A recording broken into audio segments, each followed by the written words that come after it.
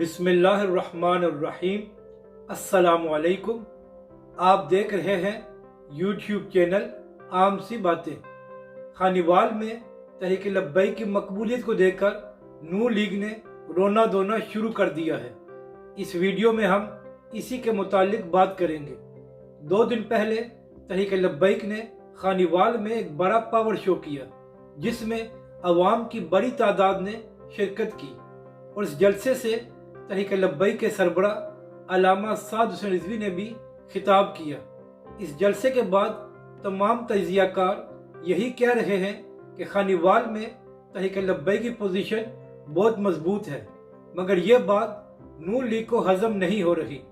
आबद शेर अली साहब, जो नून लीग के बड़े अहम रहनुमा हैं, उन्होंने कल एक ट्वीट किया जिसका मतलब ये था कि तहरीक लब्बैक खानीवाल से इसलिए इलेक्शन लड़ रही है कि इसका फायदा तहरीक इंसाफ को हो और नून लीग के वोट टूटे।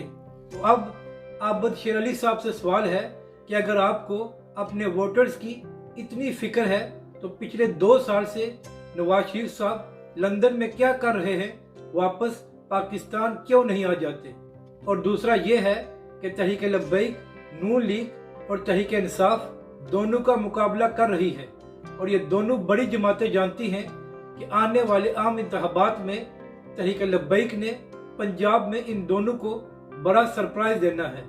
और यही वजह है कि नून लीग और तहरीक इंसाफ के लोग तहरीक लब्बैक के खिलाफ प्रोपेगेंडा भी कर रहे हैं। अपनी राय का ज़रूर इजहार करें कि आपको ये वीडियो कैसी लगी और हमारे इस चैनल को भी सब्सक्राइब करें।